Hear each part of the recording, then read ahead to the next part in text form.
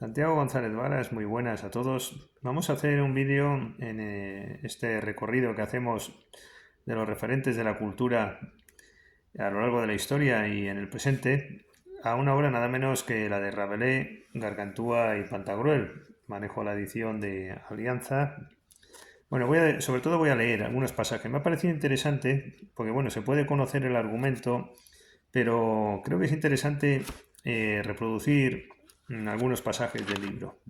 Bueno, ya sabemos que la obra es en parte la vida de Gargantúa, como nace, ya desde el momento en que está en el vientre de su madre, se describen historias obscenas, muy graciosas, y va evolucionando el libro hacia lo caballeresco, las batallas, los comportamientos nobiliarios y la fundación de una abadía al final, ¿no? Básicamente ese es el argumento. Este es un autor, Rabelais, que nació en 1494, se cree, y murió en 1553 en París. Y como digo, pues voy a leer algunos textos.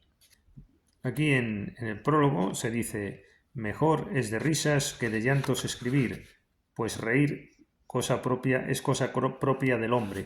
Bueno, pues desde luego la intención del escritor es hacernos reír en gran medida, pero también reflexionar. Siguiendo con el prólogo se hace una referencia a la bravura española. Yo creo que está bastante presente España para el autor a lo largo del libro, de una manera o de otra. Lo digo porque se comenta si el oponente de Gargantúa en las batallas podría ser Carlos I. Bueno, un poco de envidia francesa siempre tiene que haber, porque claro, se podría interpretar así también este pasaje como que hay monarcas extranjeros, y esto también es muy nórdico, muy alemán, ¿no? Monarcas extranjeros en el siglo de Carlos I, ¿no? Que ambicionan todo, que son militares, sí, pero después, cuando ellos llegan a ser una potencia superior a España, parece que ya no se aplican el mismo cuento, ¿no?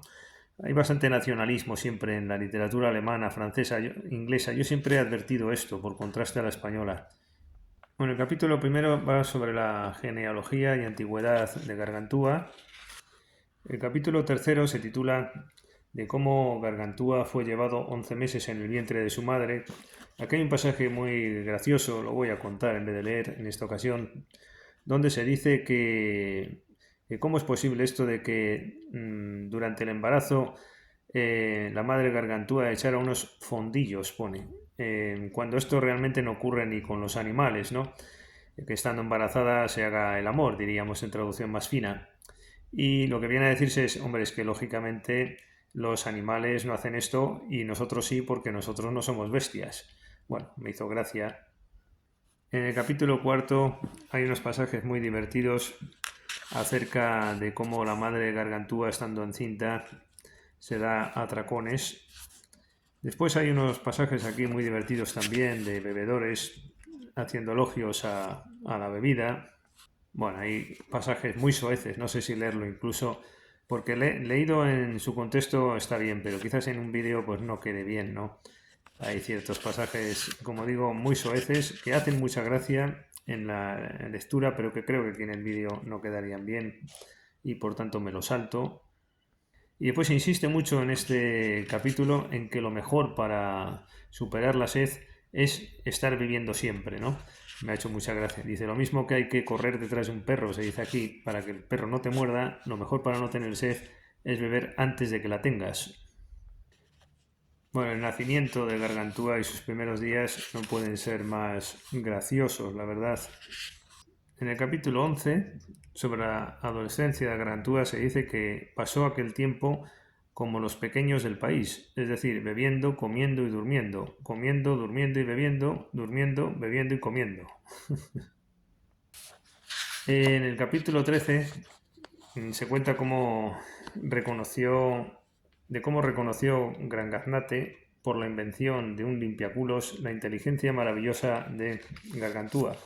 Aquí siguen los pasajes de lo más obsceno, con un discurso literalmente limpiaculo filosófico.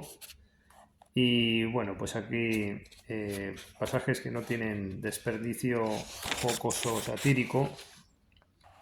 Pero claro, en el capítulo 14 ya se titula de cómo Gargantúa fue instruido en letras latinas por un sofista.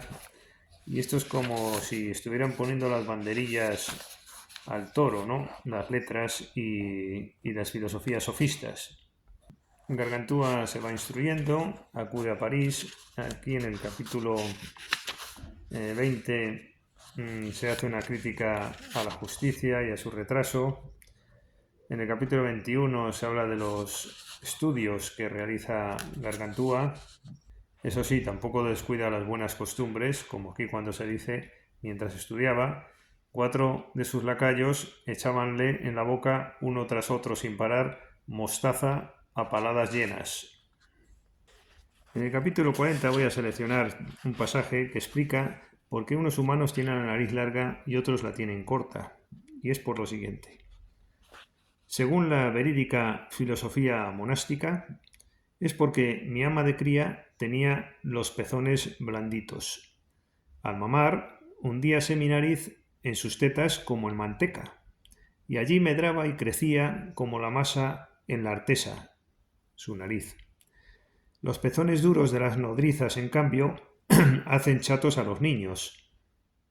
Bueno, pues de eso depende, claro. El que tiene la suerte de ser amamantado por esos pechos tan brillantes, pues allí extiende las narices y se van haciendo largas.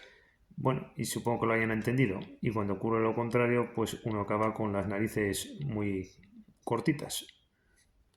Después vienen esos pasajes en los que Gargantúa en la guerra pues no es como su feroz oponente, que es un salvaje, porque él aconseja que cuando el enemigo está vencido, no lo voy a leer, pero, bueno, sí, lo voy a leer un poco.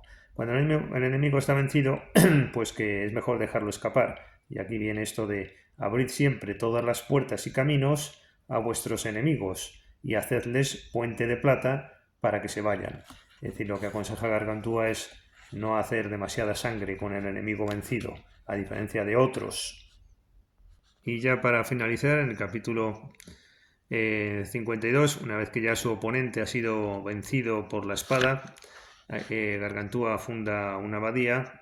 Dice así el capítulo de cómo Gargantúa construyó para el monje la abadía de Telema. Y todo lo que dice aquí es cómo podría gobernar yo a otros que a mí mismo sería incapaz de gobernar. Y lo que aconseja es hacer una abadía al revés. Una abadía al revés de todas las demás, ¿no? Y va describiendo cómo. Bueno, pues dejamos así constancia en estas series que hacemos de referentes de la cultura, como no, a esta importante obra de Rabelais, Gargantúa y Pantagruel. Hasta la próxima ocasión.